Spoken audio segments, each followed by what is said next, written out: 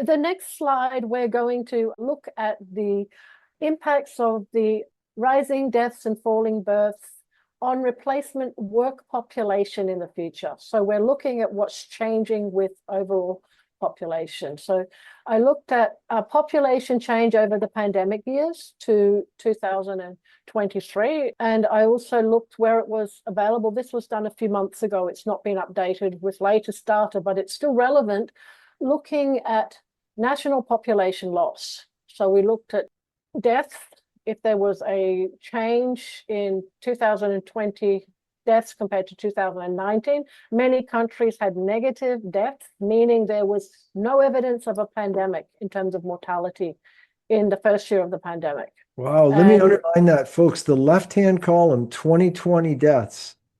And here you're looking at 9 countries, and you do not see evidence of a deadly pandemic in 2020. Yeah, meaning it was planned, it was manipulated, and it was marketed, but it wasn't real. Wow. But they sure drove the herd into something else. So what happens? Then the columns beside that, you're now looking at how did things change over the next few years when you compare 2019 to 2023, now well after the rollout of the genetic injections. And what we see is death change between 2019 and 2023. These are for the countries that have 23 data. We see a consistent large rise in deaths. And we These are see massive rises. I mean, the lowest one there is a global 6.7. Now, my understanding of excess mortality is an increase in mortality of 3 or 4% historically would ring alarm bells. So even the best number there is shocking. But look at the highest number, 23% increased death. That's dramatic in Singapore. And look what they have, 92% injection rate. Yeah. Yeah. And then to the right of that, you have births. So this is loss of births. And we see massive falling. Some of this is where I had 23, and this is when I had the data for 24. But what we see uniformly is falling births. Macau has a 39.7% fall in births, and it's worse with the 2025 data, much worse. 30% loss. Look at that. The percentage of the population in Macau that took at least one of these injections is 99.9, approximately 100%. And they literally have approximately a 40% reduction in birth rate over the years that follow. Yeah. Sally, I think you've clearly answered the question many people are asking me is, Dr. Mark, you're talking about the mechanisms, you're showing us the pathology, you're showing us autopsies. What about the numbers? Well, friends, we've had a serious look at the numbers today with Sally. Yeah. It's quite mind-boggling, isn't it? But to think it's all hidden in plain sight. Well, thanks for doing the hard work to make sure it doesn't stay hidden. And folks, please share.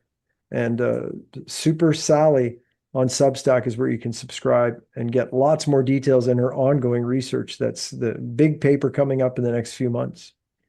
Yes. Okay. So shall I go to the next slide? Yes, please. Okay. So this is the birth gap. So the definition of a birth gap, this is from 2024. It's persons born in 2024 divided by the people that they will replace in 20 years' time. So how many people are born today to replace people who die? So this gives us an indication of how the population, if the population will shrink or the population will grow in terms of the workforce. And I used XAI to come up with these numbers after we compiled the data. And so in different countries have different, in Australia, there are 88 babies born in 2024 to replace every 100 adults retiring. That's a profound number. Folks might look at that and go, that's only 12. But if you put that in the context of normal population dynamics, that's a dramatic reduction, isn't it? Yeah, it's a 12% reduction in available population. Now, what about Hong Kong? Am I reading that right? A 74% reduction? Japan, 50% reduction? Yes, Oh, my Lord. So there's only 36 babies being born for every 100 adults they will replace in 20 years' time when they enter the workforce. Wow. So that means that their population, if they don't do anything, their population will drop by by 2/3. This is population collapse. It's population collapse. And, I don't see people talking about population collapse enough. It is happening in our lifetime. It is happening in the next 20 years. The Philippines by 2032 will start losing their workforce because the number of children entering the workforce will already be less than the amount leaving the workforce. So that means that your working age population will decline. And along with that is your ability to run systems, to produce food, to carry out maintenance. So if this is happening in the next 20 years, if we don't plan for it, if we don't plan for planned population contraction and how we manage infrastructure, maintain knowledge, resources, there will be anarchy. Yes. Yeah. I mean, and you take this, you analyze it on the country level, on the societal level, and then you look at it at the family level. First of all, there won't be pensions. They've been robbing the pension funds around the world, and they'll collapse the pension funds. And the young, who will be a small number, will be left trying to take care of a large number of old people, mostly who've been injected with the toxin. So we've got some real big challenges ahead. Folks, that doesn't mean that we're getting all negative, but denial is never the cure. And Super Sally has definitely removed the fog between us and the data of what's happening in population dynamics in the last few years. Yeah, so I think one of the most important things as a population we need to look at is, we call it quality of life years. Being elderly does not in itself mean being sick. And a healthy elderly person should be mostly independent. So what we need to be focusing on is dramatically improving the health of our population so that we don't need to care for sick people because we have vibrant health. Yes. Yes. So only in this slide, only Malaysia and the Philippines have positive population growth. And this is 2024. So this will reduce year on year. And so when all of these countries who are massively losing population, they cannot make up their population from Malaysia and the Philippines. There's not enough people to make that up.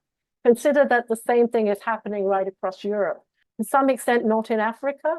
India, people say, oh, India is the largest growing population. Many provinces in India already have well below replacement fertility. So they're just a few years behind this. This is a global phenomenon. Well, we will. The great replacement. Yes. Well, Sally, I always like to think of kind of, without being delusional, I like to think of the optimistic end of the spectrum. And what I'd highly recommend that we all focus on is surviving and thriving and raising healthy children and grandchildren who are not genetically manipulated or poisoned, because out of the ashes will rise a new humanity. It's just like when you have a forest fire and you devastate a forest and many of the trees are gone. Some of the trees survive and they drop their seeds and the forest comes back. So this is not the end of humanity, but we definitely have some challenges. No, this is an inflection point. And you think, okay, there's going to be less children. Well, if there's less children, there's actually going to be far more opportunities for those children. So we need to be sure that those children are equipped to take and run with those opportunities. There is a negative aspect, but there is also a very positive renewal aspect. And where there is life, there is a way. But we can't ignore this happening, and we cannot let this just happen. We have to be planning and managing what's happening. And that comes with empowerment and knowledge and how things are done and how things are run.